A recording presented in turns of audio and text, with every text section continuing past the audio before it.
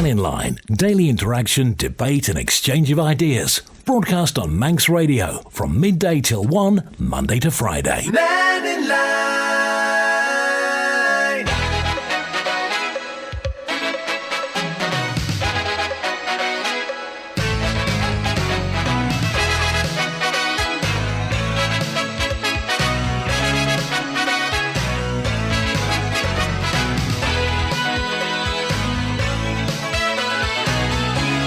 Hi, hello, good afternoon. Welcome to Mannin Line. It's Friday lunchtime on the Isle of Man. For the first time in a while, we're not looking forward to a 3-day weekend, so let's make the most of the weekend. And anything on your mind in the meantime, call 66 13 68, text 166 177, email studio@manxradio.com. WhatsApp 166 177 as well.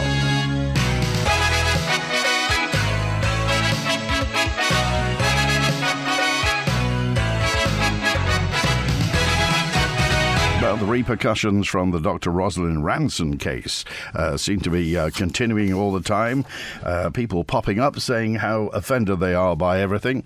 And in the meantime, we're going to have to wait until Tuesday, until we head to Tynwald, and there'll be some questions, I think, popping up there in the meantime. But if there's anything you'd like to pass on in the meantime regarding the Dr. Rosalind Ranson case, the £3.2 million plus costs that we're going to have to fund, then by all means get in touch. Text, email, call and WhatsApp. And I'm just very grateful to a lot of people who've sent me emails and letters in some cases, just anonymous, just concerning bullying within the public service. And coercion almost sometimes within the public service. I appreciate it. It gives perspective to what we do and what we know. And obviously this is a case that just simply isn't going to go away. What the government estimates, by the way, we're removing small value coins. Will it affect your spending power? Government estimates the maximum impact to households is going to be 0.14%. Small change coins could be withdrawn from the Isle of Man from circulation in a new, what they call a rounding system implemented. Basically means rounding up, doesn't it? Does it ever mean rounding down? A public consultation's underway, which asks what impact taking away 1, 2 and 5p coins would have. The rounding system would see the total payment shifted to the near 0 or 10p. If you're paying in cash, card transactions, of course, would remain unaffected. But if you're paying in cash, it would be shifted. 5p up, presumably, or 5p down, maybe. Any thoughts on it? Text, email, call and WhatsApp, whatever's on your mind. By all means, do get in touch on Mannin Line today. Right, so let's get to line number 1. And we've got, let me see who's on. Oh, it's Steve. Hi, Steve. Good morning or good afternoon now. Hi, Steve. 2 things I'd like to talk about is the currency getting rid of 1 and 2p's, maybe 5p's. Yes. I run a business in Ramsey, and on my counter I've got 2 charity boxes. I can guarantee that they're mostly filled with 1 and 2 and 5p's. If we get rid of these coins, I think the charities might suffer greatly through this. I don't know what your feelings are. Well, I mean, the public consultation is to see what the public thinks. And if anybody wants, you can go to our website and click through and say it. But I mean, it basically means that obviously if it's 5p or whatever, 25p, you'll round it up to 30. If it's 24p, you'll take it down to 20. I mean, in your shop, will you round up all the time or will you ever round down? Well, I think it said in the paper if it's in the middle, or you go up and sometimes you go down to the nearest, I suppose, you know. But we'll come to that when it happens. I don't have an issue with it, but I do think the charity people might suffer not having these pennies put in the boxes, you know. Do you think this is, I mean, we often hear the theory that they're trying to get rid of people using cash, and obviously this will just mean less shrapnel in your pockets, presumably. Well, it's going that way, that in another 10 years there probably won't be any cash. It'll all be just cards or other payments. I've noticed over the last 10 years, you know, the amount of cash I take has reduced quite a lot now. How much would you say it had gone down? Well, 16 years ago, probably about 50-50. It's probably down to about 10% now. It's only cash from me. And can you make any sweeping generalisation about the people who use cash and the people who don't use cash? Is it men? Is it women? Is it older people, younger people? Who uses cash? Yeah, mostly younger people do use cards or paper on their phones now. It's just the older generation, like myself, do use cash. Yeah. And tell me, when you take cash to the bank, or how often do you take cash to the bank? Do you have to pay to deposit it at the bank? Yes, there's a commission. They take a percentage on what you pay in, and it's a bit awkward now because the bank I was with has just shut down in Ramsey. Oh, HSBC. Yeah, so it's a bit awkward now. Making it a bit harder for us. So, tell me, how much was the commission on paying cash into a bank for a business? I can't actually say what it is. It's only like 1 or 2%. Oh, right, okay. But it's only small, but, it still takes it out of your turnover, And you wanted to mention fluoride as well? Yeah. The question I like to ask is, has anyone asked how many of these children actually drink water? Because the amount of fizzy drinks in supermarkets and petrol stations now, I'm not too sure whether children actually drink water anymore. So putting all this stuff in water, which I don't agree having done, would it solve a problem? Because the kids aren't drinking water, it's not going to solve the issue. Interesting. Well, of course, the government's talking about, this is the reason there was this report out, said that 17% of children, I think under 11, have got dental problems, have got dental cavities, and they reckon by sticking fluoride in, it would solve all that. You don't go for that. Well, if they're not drinking water, it wouldn't work. So we'll be back to square one. I'm just going to poison our own water supply. It's a very good point. All right. Have a good weekend, Steve. Thanks very much. Good to hear from you. Wilf's with us now on Mannin Line. Hi, Wilf. Hiya. Nothing to do with what you've been talking about. Something totally different. Okay. There is a rumour going round that this landslip on the mountain road has been caused by them taking the trees down off the bank, like they have been all around the course. Right. Now, I think that's probably dead right, because I've had experience of this years ago. But the thing is, I was down through Glen Helen yesterday, and I can see places there where they're going to have a lot of trouble. They've taken some big trees down from Glen Helen, haven't they? That's right. Well, I don't know. That's another story. But I noticed when I'm going past, they cut the trees down. They're gone. But nothing's done since then. And there's bits of branches, heavy bits of branches, and all the rest of it, just lying on the bank. Now you get and stones and all sorts, and it's very steep. And if you get a big downfall of rain, that could end up on the road in minutes. Now, I've had experience of this many years ago. I used to frequent Ballaglass Glen quite regular, fishing and what have you. And the government, in their, they do these stupid things, they employed a new forester, head forester. And he suggested that the glens were collapsing because of the trees that were grown in the glens. So he didn't need to get permission. He was the head man. He cut all the huge trees down at the top end of Ballaglass Glen, made a right mess. Then the landslip started down into the river, blocking the river, and he ended up getting the sack. Because what he wanted was the wood. He flogged the timber.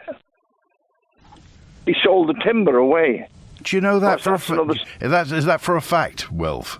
That's another story. Yeah, that's a fact. He flogged the timber. He ended up getting the sack. And that's a long time ago. I don't know, 30, 40 years ago. So, but I'm not saying that's what's happening now. Yeah. But I will say, how many trees have they taken down, do you reckon, around this landslip currently? This this one, this particular one, I don't know. I haven't been up. I've just seen the pictures in the paper. Right. You're not allowed up there anyway. But the thing is, I used to hunt rabbits up there, and it's very steep. And I think that's actually what's happened. And I think that's going to happen in Glen Helen. And they're going to end up with a lot of trouble. They should never have been touched. I don't know why they cut them down. I don't know what the idea was. Was it to stop because in case one fell in the road in the middle of the winter and they had to go out and clean it up? I don't know. But they've made a right mess as far as I can see. Well, let's keep. I mean, the thing is that Glen Helen, that one side of Glen Helen is virtually sheer, isn't it? That's right. Yeah, they haven't took so many down on the downside, on the riverside, but on the high side, there's a lot gone, and it's very steep, and all the debris is left up there. And that's going to end up on the road sometime. Let's hope not. Unless anyway. they clean it all up. Yeah, let's hope so. All right, well, thanks for calling today. Okay. Good to hear from you. I want to go to... Juan's on now. Hi, Juan. How are you, Andy? Fine, we're all right. It's a beautiful day, Juan. I thought you'd be outside enjoying the rays. Absolutely, I am. As soon as I'm finished on here, I'll be outside enjoying the rays. And I don't want to be on for too long because I don't think it upset Bonzo yesterday because I think Bonzo was on for 12 minutes, 39.5 seconds, but I upset him because I was on for longer. So I don't want to upset old Bonzo, dear boy. And a message to Diane. Diane, thank you for backing me up yesterday. I have read the Epoch Times and I do know what's going on. I just like to just let other people find out for themselves what's going on rather than tell them. So yeah, I'm quite aware of what's going on. Just looking at breaking news on your website here. BMA describes island system as corrupt and calls for inquiry. Doctors on the Isle of Man are working under a culture of fear that is among the worst in British Isles. That's the chairman of the union. Chair of the council of the union, the BMA, isn't it? Philip Banfield. And I think we must have stirred something up yesterday. Paul Moulton's on it this morning there. It's just released on his Twitter page. Catherine Megson's done another update on her Twitter there. She's now considered she was in full-time employment between 2017 and 2023 for Hearts and Essex. Well, apparently, was she seconded to the Isle of Man, or did she actually work for the Isle of Man? Right. No mention of that, though. No mention of secondment. It was like full-time employment, but it's another update that's just come on. So interesting how they want to change these things. And, well, I don't think the interest in Catherine Magson is ever going to go down. To be quite honest, I think it may even just intensify. I think it might do. And just another bit of housekeeping. Now, we mentioned the other day when John Curtis was on the Ofsted office in Apple Street. It sounded like Ofsted had a nice big palatial office in Apple Street.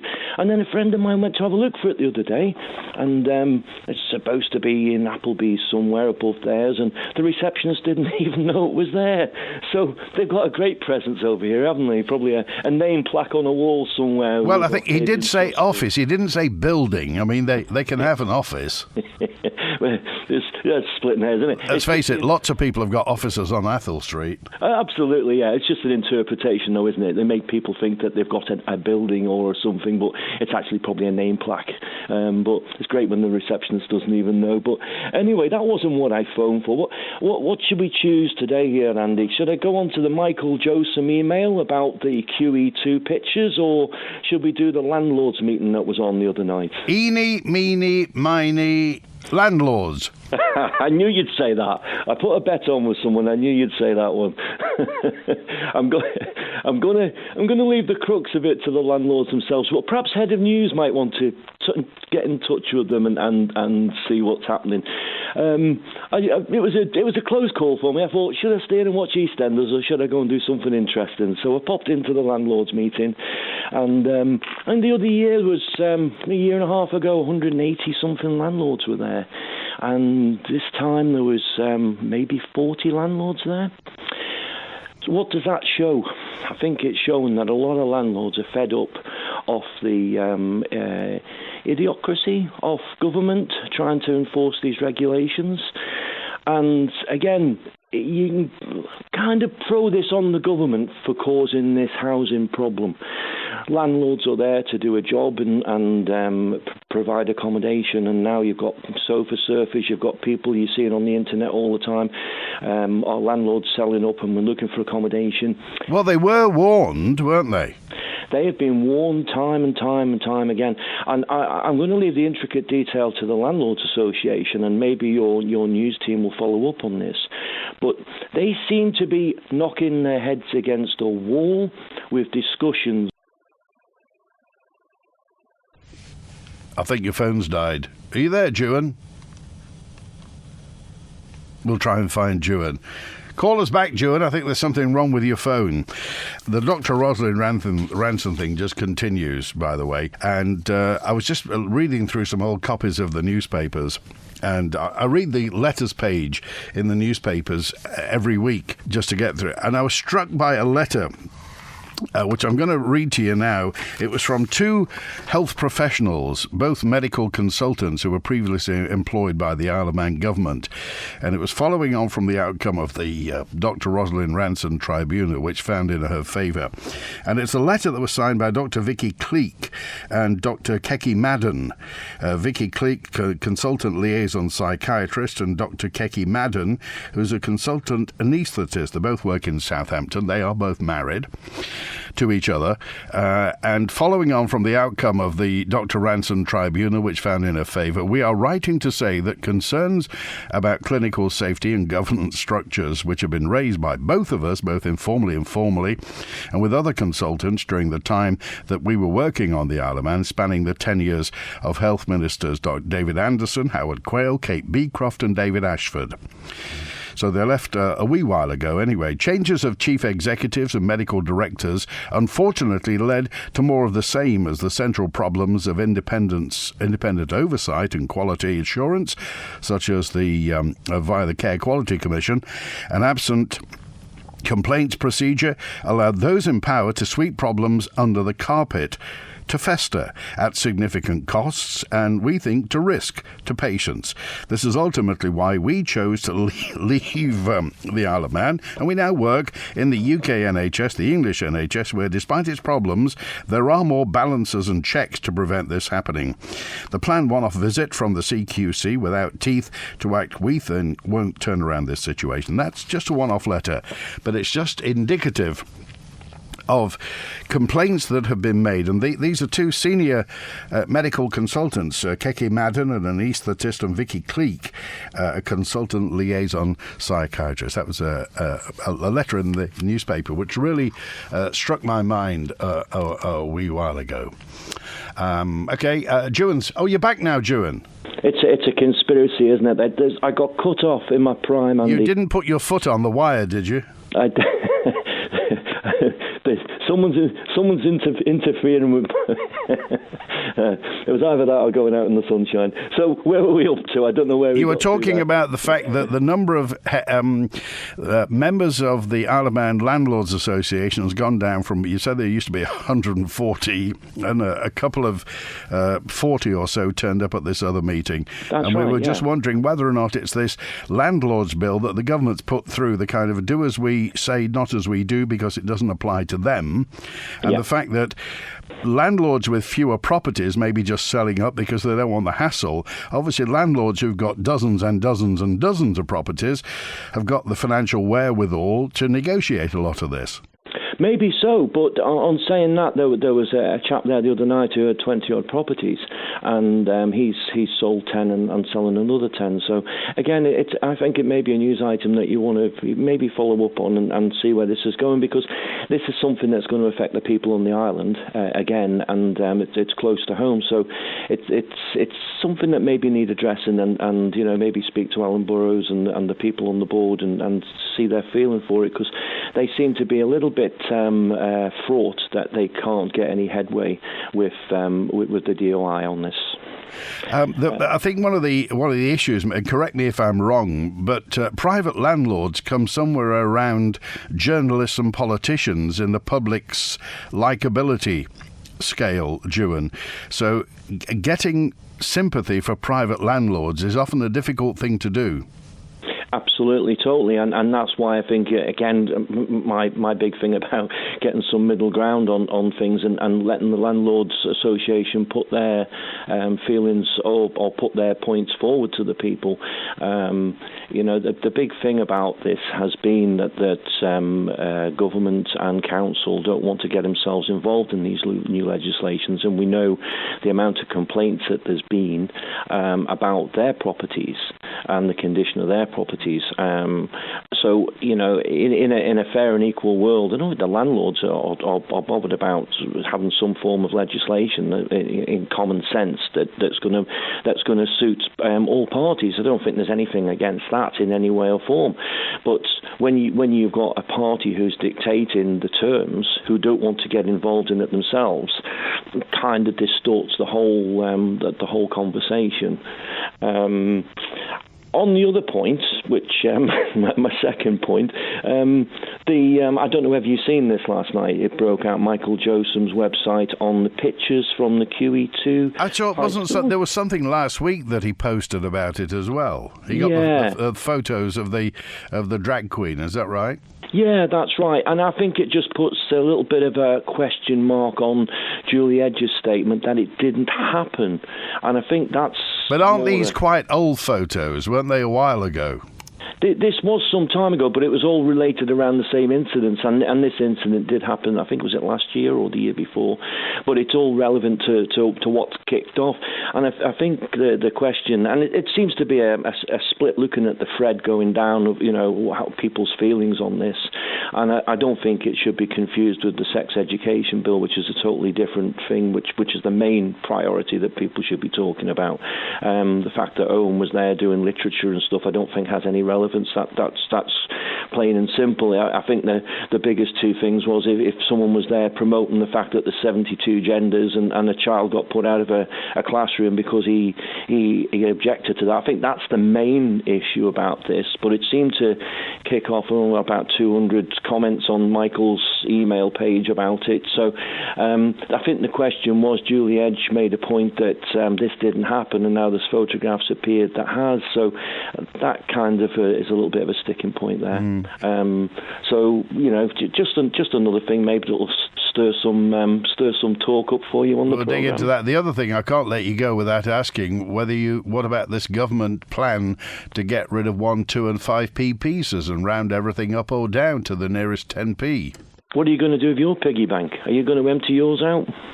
I've still got farthings in mine. I've still got white tenors in mine. I don't know, it's... I've still got plastic 10-shilling notes. Well, my plastic one's disintegrated on the way to the bank to change them in. It's we know where that's heading, don't we? I mean, yeah, it's rounding up. They've done this over the times, but I mean, obviously, it's diminishing cash slowly, which is what they want to do, is diminishing the cash in your pocket, and this is obviously a start of where that's heading. And the worrying thing is when they start doing that with notes and devaluing that. But it's happened over the years, hasn't it? I mean, having a load of shrapnel in your pocket doesn't go down well these days, does it? Okay. All right, have a good weekend, Ewan. Take care, Andy. Cheers now. And Andrew's with us now. Hi, Andrew. Hi there, Andy. Hi there. Please, just a couple of an item off the website from, I think it was yesterday, with the interview with the new mayor and the interview with the leading councillor. Yeah. And I'm in my mind, the mayor is only a ceremonial role, and is, as she said herself, she's apolitical. Yes. And therefore, it's just a ceremonial role, and it's nothing to do with formulating policy, etc. I think she said she will kind of talk to them, talk to the political members. Because it was Claire Wells who says the role of mayor does not make any difference. That's what Claire Wells has said. Well, the role of mayor is ceremonial, isn't it? That's purely what it's there for. It's just there to wear the chain and to represent the council. Sorry, I mixed that round. That's what the mayor says. The role of mayor does not make any difference. Those were her words on your website from the interview. Right. And yet, Claire Wells says, which I accept, somebody has to bring people's ideas together. This is for her role. But then she goes on to say, we have a new mayor and we want to figure out what she wants to achieve. So, is the mayor having some input for direction of policy or not? Because if it's a ceremonial role, being apolitical, then who actually is running the council? Well, it's interesting. I mean, they're obviously Claire Wells has been re-elected, Councillor Byron Tier. I think she's talking about promoting and engaging. Yeah, but if Claire Wells is looking to the mayor to provide leadership, what is Claire Wells' job? Well, if she'd ever come on Mannin Line, we'd ask her. Yeah, jolly good. I hope she does. Well, no, she can't. Yeah. I've asked her half a dozen times, and I'll ask her now. Claire Wells is more than welcome to come on Mannin Line. Jolly good. Thanking you, Andy. Good to hear from you. Thanks for that, Andrew. Have a good weekend. We're live today through till 1. We're open line, and lots of comments. I'm just going to get to comments have been flooding in, including, I have sympathy for good landlords, says Sue, who are often letting just one property, who've had their properties trashed by tenants and then have no way of recovering the cost of the repairs. Deposits sometimes don't even scratch the surface. The law needs to make vandals pay. Any thoughts on the private landlord situation? The fact that obviously the public sector landlords aren't subject to the law that these private landlords are subject to. It's ash trees from ash dieback, apparently, says Dick, that are rotten in the centre that are being cut down. The disease only got here in 1997. Just take a look at the rotten stump after it's cut down and you'll see how rotten they are. You can smell, it's a sweet smell, apparently, ash dieback. It's quite sugary. When Claire comes on next week, get her to explain this isn't being done for all the wood, as it's been done, as this disease will kill a tree in a few years and cause the ash to fall everywhere within 10 years. That's over 100,000 ash on the Isle of Man, so it's just the start of it and there's no stopping it.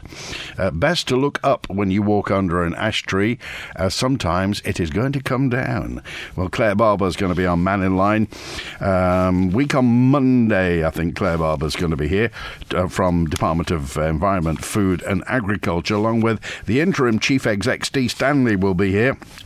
So we'll see. They're responsible for an awful lot of stuff, including planning and building control. So we'll hear from Claire Barber and Steve Stanley soon on Mannin Line. More comments to come in. Will the garagers be happy losing 2 or 3p when you go over the nearest pound, or will be an excuse to put the price up? Well, presumably, if you're paying by card, it doesn't matter.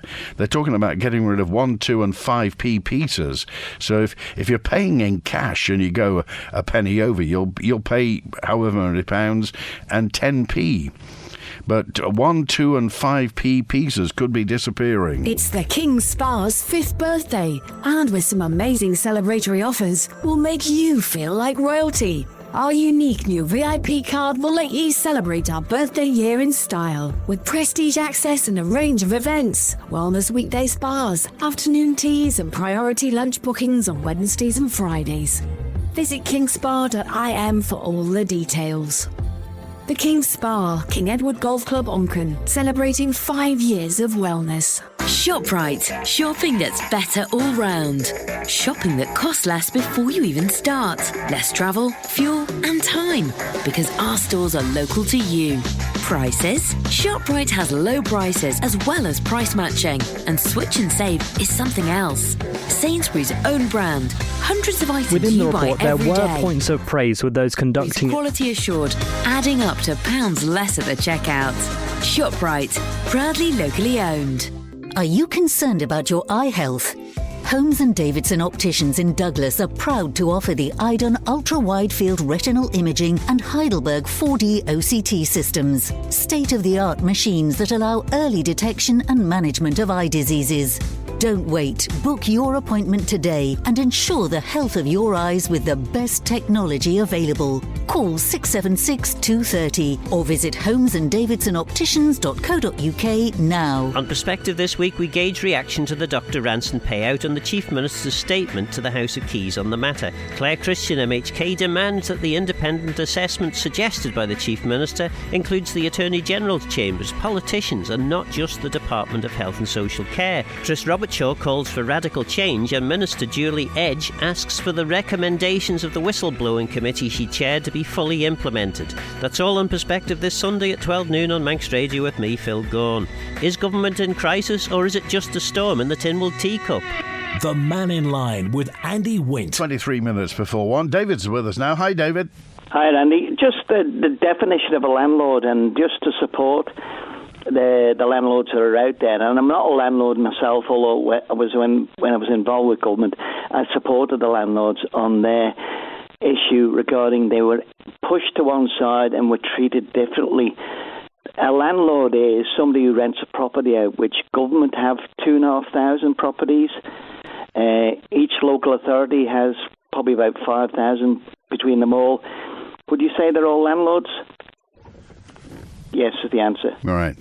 And what I'm getting at is, if the law's good, it's good for everybody. It's not just good for one part of the community because they're private landlords. It also to public landlords, if you see what I'm trying to get at there. And when we have that difference, that's when it becomes, to me, I call it an anti-competitive practice. Because one part of the industry has to do it this way, but the other part of the industry doesn't have to do anything. And the new development corporation, at the end of the day, all of them are landlords, aren't they? The board. Because they're going to be letting out the development in Domain Road. Yeah. I don't know who looks after the houses or the ones that are rented to the nurses up at the hospital site. Maybe that's the DHSS or health itself. So indirectly you could say that the guy from Ramsey is actually a landlord as well. And government is involved. So where does the fairness come in that everybody's treated the same? That's what I'm trying to say. And it should happen. My point is, though, when I was to Jewin, is that, private landlords don't engender sympathy, David. Nobody feels sorry for private landlords, do they? Well, yeah, they're all considered as, like, we live in the Isle of Man, we're all millionaires, we've all got lots of money, we can do this, that and the other. It doesn't happen. Some people, quite rightly so, invest their money probably into a nest egg for their future. Because don't forget, when we own our own properties in the Isle of Man, we're treated differently again because we've invested in our home and our asset for the future. But when we want help from the Isle of Man government, they say to you, sell your property, downsize, do something different. Is that fair? And other countries, I'd say England, Scotland have done something different. We did have, some time ago, we had these think tanks where this was all looked at. What's come of them? Absolutely nothing. Well, this is a relatively new issue because the idea of, people living into their late 80s, late 90s even, has never happened before in society. With medical technology and with the care that's available now, people are just living longer and longer. Yeah. And care homes are one of the businesses for the future, and they've got to be paid for. Yes, but you look at the one that's Glenside is now, I would think it's probably nearly up and running shortly anyway. So people will be transferred from Retna Bay into that better conditions, giving them a quality of life that they shouldn't have or couldn't have if they were in their own home. But where do we draw the line? Because you're on benefit and you're not on benefit and you can't get this, that or the other. And that's what I think the Isle of Man is steering ourselves a little bit wrong. And we need to push things out into the public domain to say to people, let's have a good debate on it and let's see where we can get some of these politicians to run up the flag, up the pole and say we're succeeding. OK, all right. Have a good weekend, David. See you, mate. Cheers now. Look at that time, 19 minutes before 1. And Julian's with us now. Hi, Julian. Hi, Andy.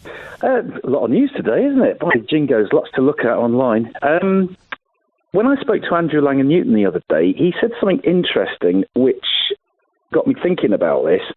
He mentioned when he was talking with you about having enough wind on the island for 500 gigawatt hours, which is roughly what Pulrose generates, although Pulrose does it more regularly, of course, because it doesn't worry about the wind. That amount of energy is about 2.5 times less than Walney Wind Farm that we look at across when we look out towards the Walney Island. Yeah. But they make 1,300 with 189 turbines. I know the numbers, blah, blah, blah. But that translates into 73 turbines if he wants that kind of power, but on a more efficient, bigger turbine that are sat in the sea and not disturbed by hills and buildings, because, you know, you like to have nice, smooth airflow across the turbines. You don't want eddies and vortices, like, banging around and making it, you know, it's a bit like turbulence on an aeroplane. You want nice, smooth air. So I'm just wondering if John Curtis's Energy View walkthrough video I mentioned to you, which is on his website and also on YouTube, which he never actually satisfactorily answered as to why there are 59 turbines listed there. If there's going to be at least 73, I wonder if it's a combi of both, because they seem to be both talking at odds, because the map that he's got is all around the hills of around the mountain and down to Carrigan and Colden and Conrenny and all that area. But Andrew Langham-Newton was talking about Dalby up the coast, up to Sandygate. So if you think about the short run between Peel and Kirkmichael, and then you've got the run up towards Derby, you probably get about 14 or 15, considering they each take up about 35 acres. So it makes me wonder if there's going to be quite a lot more than 59 based on what the two of them said the other day. And it also concerns me about rights of way, because Carrigan and the mountains round there that's listed on John Curtis's map are right on the Millennium Way. So you might ask, is this the end of the end-to-end? Because, you know, wherever they put wind turbines, you can't go near them. You know, they've got all fencing around them because you can't be anywhere near the blades, and then they've got to have this 35 acres around them. I've got the answer to that, Julian. Yeah. Nobody knows. Nobody knows, because everything we're talking about is supposition and speculation. At the moment, nobody quite knows. When we had, you know, Andrew Langham-Newton and John Curtis, if you like, are singing from the same hymn sheet, but not the same hymn. They're talking about things in different ways, and I think that's where the confusion comes in for the public, is that everybody seems to have an idea, but it's not the same idea. Well, Andrew Langham-Newton also said something else interesting about the more excess energy you generate, the better. However, there is a formula that's used that is about how much excess is acceptable, because you can't store it. Because, I mean, the batteries that are talked about at Bilown, that's going to be about £8 million for 20 minutes to hold the island up, if it's used to hold the island up. Yeah. You know, if we had... 20 minutes, look at today. We get a bit of solar, but, there's not a lot of wind out there at the moment. But Germany, one of the reasons they're having big problems and switching back on their coal power stations is they generated so much excess because they can't store it. I think the ratio is 1. If you go above 1, then you start to have big problems, because you've got so much energy going out, you just have to throw it away effectively, because they haven't got the... You know, they're putting up turbines faster than the system can accept it and move it around, you know, to Denmark or whatever. Nobody's talked Julian, about building a big lake to pump water up to yet. That's never bubbled up, if you like. Yeah, can you imagine on the Isle of Man having to... Solby is 1% of what we need. So if you wanted to do hydro on the island, you'd have to have 99 more Solby dams on the island. Well, Solby was a big project when it was built. It was a massive engineering project, not to say it can't happen again. And in that area, it's not like you're full of residents around there. There aren't thousands of people who live around there. So it could be done if they wanted to do it. Except if you look at Norway, it's vast amounts of water. Yeah. I mean, up Bergen and, up when you go north and places, I mean, it is vast amounts of water. I mean, you need a lot of water going past to start generating meaningful amounts of electricity, and they have that, which is why they put a connector down towards Europe way. And hence, exactly the same thing in Scotland, and to a greater extent in Quebec. I mean, Quebec, I think, is entirely powered by hydro. So, but I mean, everybody keeps saying there's lots of wind in the Isle of Man, and everybody says there's lots of water in the Isle of Man, but nobody seems to be able to square the circle of saying, how the heck can we use it then? Yeah, because you can't store it. There's no economical way to store it unless you're going to spend. I mean, I think I calculated some time with you, 4.2 billion it would cost to have enough of those container-sized batteries to keep the island going, say, for 5-6 days if we had a high pressure and no wind, and it was cloudy. But I don't think we got 4.2 billion, have we, for a bunch of batteries? Well, you'll be happy to know, Julian, that I've invited John Curtis and Andrew Langan Newton back in the autumn because there was lots of feedback, I have to tell you, both ways about the pair of them on Mannin Line. So we'll get to the bottom of it. We'll just see. I'm determined to keep talking about this until we get something that absolutely everybody understands and agrees on. Yeah, I mean, it'd be an interesting question to say. I think he said that Energy View, that's registered in Douglas, is not active on the island, but I think that the other word is yet, a bit like Orsted. They're registered on the island, but why would you register on the island? I think it's interesting that John Curtis said business is going to solve this. Business. So the fact is, there will be businessmen, and he is one of them, around the world who are interlinked with the net zero future. There are businesses who want to make money in this, particularly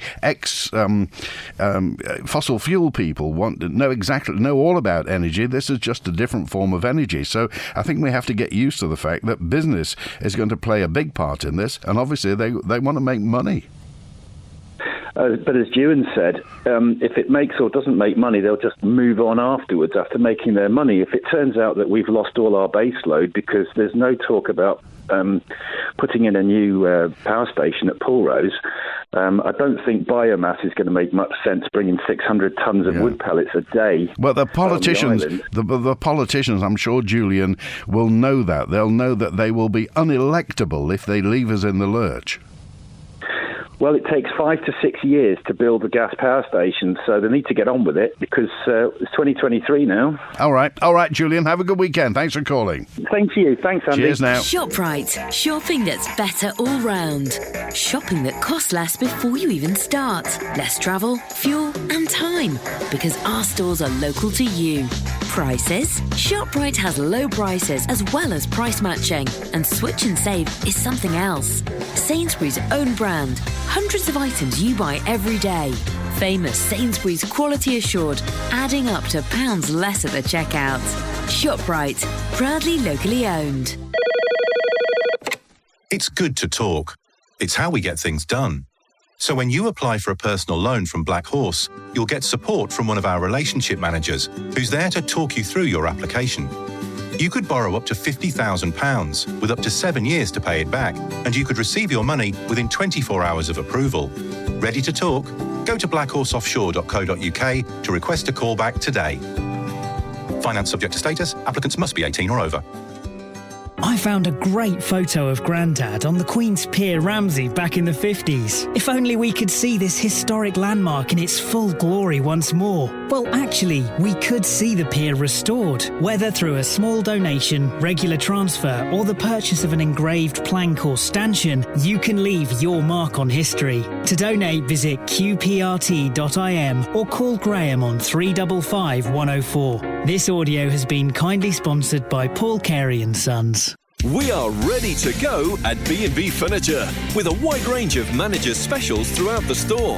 If it says I'm ready to go, then it is ready to go. Priced in-store for immediate delivery and no long wait for stock to arrive onto the island. Get the furniture you're longing for with no wait, no deposit required and 0% finance available when you get ready to go at B&B Furniture. It's all here under one roof at the B&B Furniture 3-storey showroom in Snugborough. B&B Furniture. This weekend sees a battle of the titans in Manx football as two remain to fight it out for the D-Cart Railway Cup. Men's Premier League champions Peel and FA Cup winners Corinthians will face off for the silverware this Saturday, and Manx Radio will be bringing you all the action from this massive showdown. Join me, Rob Pritchard and Tony Mepham for full live coverage of the 2023 D-Cart Railway Cup final this Saturday at 5:15pm. Manx Radio will be providing full live match commentary on our DAB and AM 1368 channels. The Mannin Line, daily interaction, debate and exchange of ideas. Broadcast on Manx Radio from midday till 1, Monday to Friday. 9 minutes before 1. Fiona's on. Hi, Fiona. Hi, thanks for listening to me. I'm just ringing up about the public consultation there is at the moment to possibly remove the 1p, 2p and 5p coins around the Isle of Man. How do you feel about it? I think it's creating a two-tier system, that if you've got a debit card or a credit card, then you won't be penalised. You won't have prices rounded up or down, depending on how much your final bill is. If you have to pay cash, then you could possibly be in a position where if something is £9.25, then it's rounded up to £9.30. And I think it's not fair. Why do you think they're doing it? Well, they say they're doing it because it actually costs more to mint the coins than their actual face value. So I think it's a cost-cutting measure. Oh, so it's an inconvenience for them. Yes, but I think it's a bit short-sighted, to be honest, and I think it will hit people that haven't got much money, especially if their bills are going to be rounded up, depending on how much they are spending. Have you contributed to the consultation? Have you said something yet? No, I haven't. I only came across this morning, and I just thought I'd phone to make people aware. Okay. For them to also contribute to public consultations, because unfortunately, the government comes back if people don't say anything and say, well, nobody's bothered, and we'll do it anyway. Well, if you want to contribute, you just go to manxradio.com, click on the news page, there it is, and there's a click through to the consultation. So if you want to do this, by all means, please contribute to that. Thanks, Fiona. Okay, thank you very much. Bye-bye. Good to hear from you. And Stephen's with us now on Mannin Line. Hi, Stephen. Hi, Andy, and afternoon, listeners. I'd like to, if I can, Andy, make people aware of a meeting on Monday coming. That's Monday the 15th, 7 o'clock, doors open, 7:30 start, to allow the residents of the area where the proposed Westmoreland Village Domain Road development is taking place. Yeah. And it will allow, there'll be Councillor Pitts is chairing the meeting. There'll be in attendance Anne Corlett, MHK, and Chris Thomas, MHK.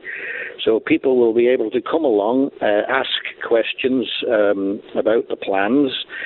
And also, if they so desire, because we're getting very close now, if they want to make an objection, and they're very, it's very short now. If they want to make an objection, there'll be help.